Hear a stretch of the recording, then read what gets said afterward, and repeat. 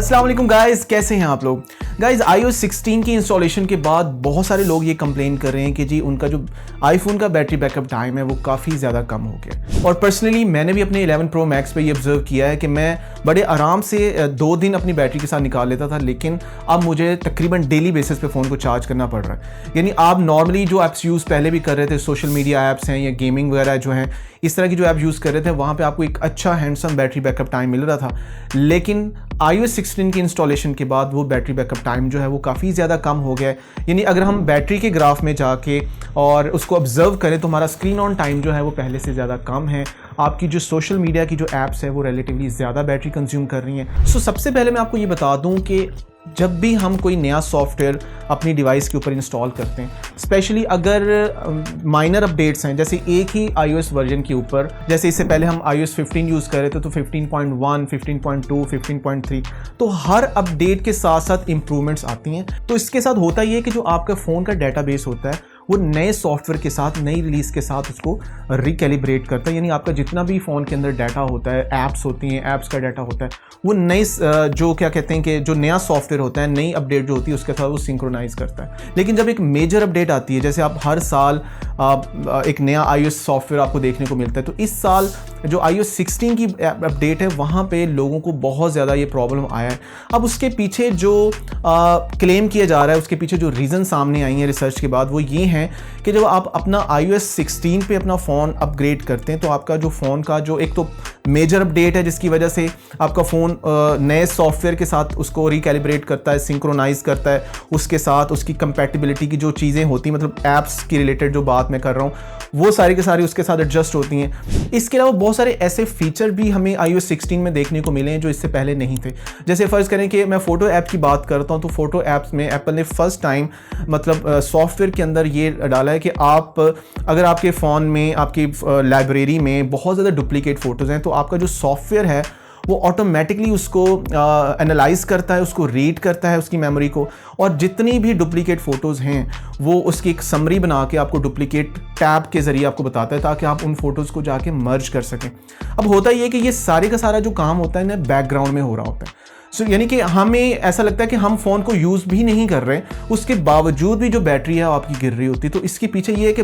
Major update है iOS 16 की, और इस मेजर अपडेट के बाद बहुत ज़्यादा इस तरह की चीज़ें जो लाइक री इंडेक्सिंग हो रही है, ऐप्स के अंदर जो डाटा है वो नए सॉफ्टवेयर के साथ एडजस्ट हो रहा है, फ़ोटोज़ के अंदर बहुत सारी जो चेंजिंग्स हैं वो आपको देखने को मिल रही हैं। तो ये सारे का सारा जो काम होता है ये बेसिकली बैकग्राउंड में हो रहा होता है, जो कि हम नॉर्मली ऑब्जर्व नहीं करते। तो इसकी वजह से भी बहुत सारे लोगों को ये मसला आ रहा है कि उनका जो बैटरी बैकअप टाइम है वो नॉर्मल रूटीन से काफ़ी कम हो गया है। यहाँ पे ज़्यादा परेशान होने वाली बात नहीं है। नॉर्मली ऐसा होता है कि iOS की इंस्टॉलेशन के बाद तकरीबन 1 या 2 हफ्तों के अंदर अंदर बहुत सारे लोगों का ये प्रॉब्लम जो होता है वो ऑटोमेटिकली रिजॉल्व हो जाता है। लेकिन अगर मुसलसल आपको ये प्रॉब्लम आ रहा है तो उसके लिए फिर 16.1 की जो मेजर अपडेट है वो इस मंथ अक्टूबर में ही हमें देखने को मिलेगी। उस अपडेट के अंदर काफ़ी ज़्यादा इस तरह के बग फिक्सेस हैं, स्पेशली बैटरी से रिलेटेड बहुत सारी इस तरह की चीज़ें हैं जिसकी वजह से हमारा बैटरी बैकअप टाइम का जो इशू है ये तकरीबन कह लें कि मैक्सिमम हद तक ये रिजॉल्व हो जाएगा। अब यहाँ पे एक बहुत ही इंपॉर्टेंट सजेशन मैं आप लोगों को देना चाहता हूँ कि वो लोग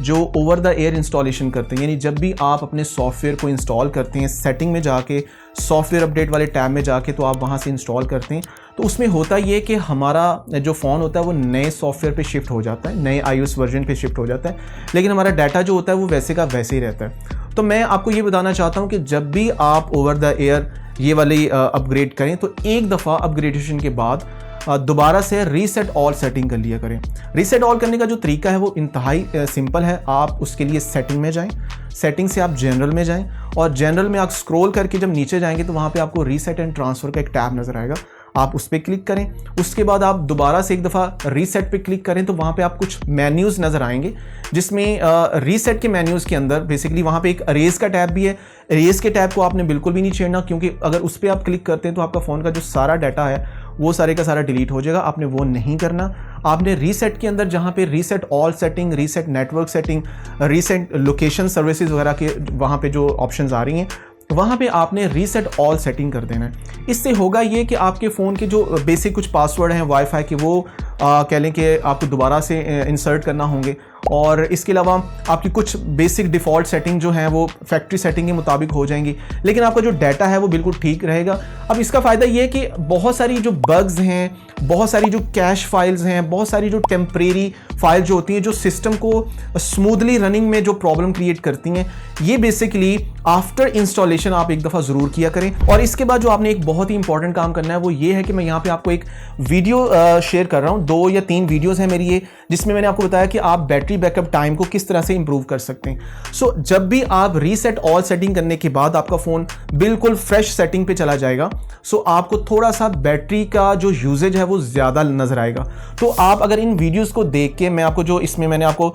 इंपॉर्टेंट टिप्स दी हुई हैं उनके मुताबिक अगर आप अपने फ़ोन की सेटिंग कर लेंगे, 5 से 10 मिनट लगेंगे आपको ये काम करने पे, लेकिन आपका जो बैटरी बैकअप टाइम है वो लिटरली 3 से 4 घंटे बढ़ जाएगा। सो आपने जब ये सारा काम कर लिया तो उसके बाद फिर देखिएगा कि आपकी जो आपका जो यूजेज है, वो आपका जो ओवरऑल एक्सपीरियंस है वो पहले से काफ़ी ज़्यादा अच्छा हो जाएगा। गाइस, इसके अलावा कुछ इस तरह की कॉन्स्पिरेसी थ्योरीज भी हैं कि एप्पल हर साल जब अपना नया सॉफ्टवेयर देता है तो उसमें कुछ ऐसे हिडन फीचर या कुछ ऐसी हिडन चीज़ें रख देता है जिसकी वजह से आपका जो पुराने फ़ोन होते हैं उनमें आपका बैटरी बैकअप टाइम जो होता है वो कम हो जाता है या आपका फ़ोन थोड़ा सा स्लो फील करता है। लेकिन अब इसके पीछे कुछ सॉलिड रिपोर्ट्स नहीं है, लेकिन बहुत सारे लोग ये क्लेम करते हैं कि ऐसा हो सकता है। और इसके पीछे वजह यह है कि एप्पल चाहता है या एप्पल आपको इनकरेज करता है कि आप अपने पुराने फ़ोन को छोड़ के नए फ़ोन की तरफ जाएं, नए फ़ोन की तरफ अपग्रेड करें, ताकि उसके जो नए रिलीज़ हुए वाले मॉडल है उसकी जो सेल है वो काफ़ी ज़्यादा आउटस्टैंडिंग हो जाए। तो ये रीजंस भी हो सकती हैं कंपनी की, लेकिन मैंने जो आप लोगों को रीज़न बताई है, इन्हीं रीजंस की वजह से आपका जो फ़ोन होता है उसकी बैटरी बैकअप टाइम कम होता है। ऑलरेडी एप्पल ने 6.0.1, 6.0.2